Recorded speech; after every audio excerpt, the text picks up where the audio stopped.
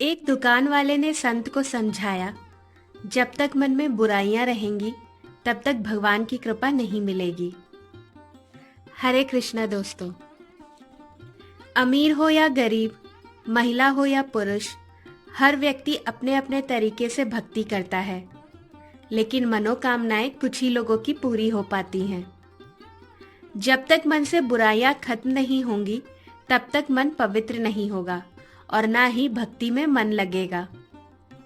पूजा करते समय भी मन में इधर उधर की बातें चलती रहेंगी।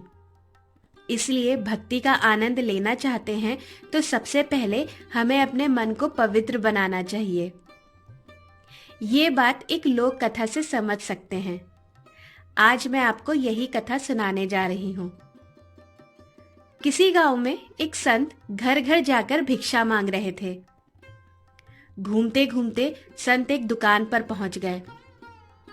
दुकानदार से भिक्षा मांगने के लिए संत उसके पास पहुंचे। दुकान में बहुत सारे छोटे बड़े डिब्बे रखे हुए थे। दुकान की सजावट बहुत अच्छी थी। संत उसकी दुकान देखकर बहुत प्रभावित हुए। फिर संत ने दुकानदार से पूछा कि भाई, तुमने इतने सारे डब्बों में क्या क्या भर रखा है? दुकानदार ने जवाब दिया कि घर के लिए जरूरी सभी चीजें हैं। किराने का सामान है, मसाले और अन्य चीजें हैं। संत ने एक डब्बे की ओर इशारा करते हुए पूछा कि भाई, इस डिब्बे में क्या है? दुकानदार ने कहा कि उसमें तो लाल मिर्च है। संत ने दूसरे डब्बे के बारे में पूछा तो दुकानदार ने बताया कि उसमें नमक है। इस तरह संत ने दुकानदार से कई डब्बों के बारे में पूछ लिया। दुकानदार संत के सम्मान में उनके सभी सवालों का जवाब दे रहा था। तभी संत ने अलग रखे हुए एक डिब्बे के बारे में पूछा कि उसमें क्या है, इसे अलग क्यों रखा है?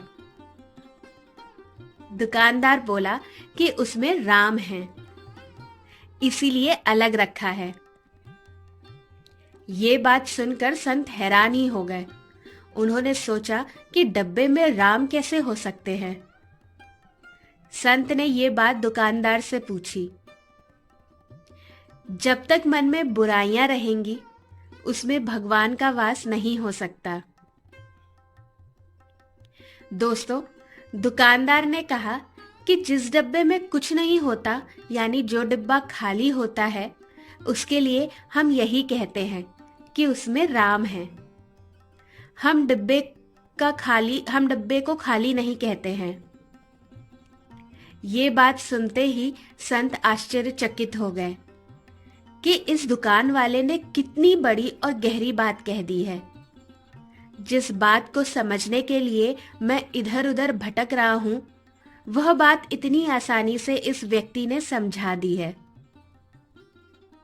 संत ने सोचा कि मैं तो भगवान की कृपा के लिए कब से भक्ति कर रहा हूं, दर दर भटक रहा हूं, लेकिन मैं बात नहीं समझ पा रहा था कि मुझे भगवान की कृपा क्यों नहीं मिल रही है। जब तक मेरे मन में बुराइयां हैं, मेरा मन फालतू बातों से भरा हुआ है, तब तक मुझे भगवान की कृपा नहीं मिल सकती।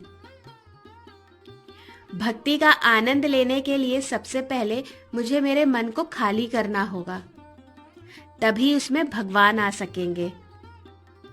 दोस्तों, इस प्रसंग का संदेश यह है कि अधिकतर लोगों के मन में गुस्सा, लालच, मोह, घमंड, दूसरों के लिए जलन और गलत विचार जैसी बुराइयां हैं।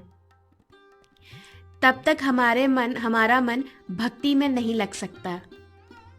भक्ति में मन लगाना चाहते हैं तो हमें सबसे पहले इन बुराइयों को खत्म करना होगा। जब मन शांत और पवित्र हो जाएगा तो भक्ति में भी आनंद मिलेगा और भगवान की कृपा भी मिल जाएगी।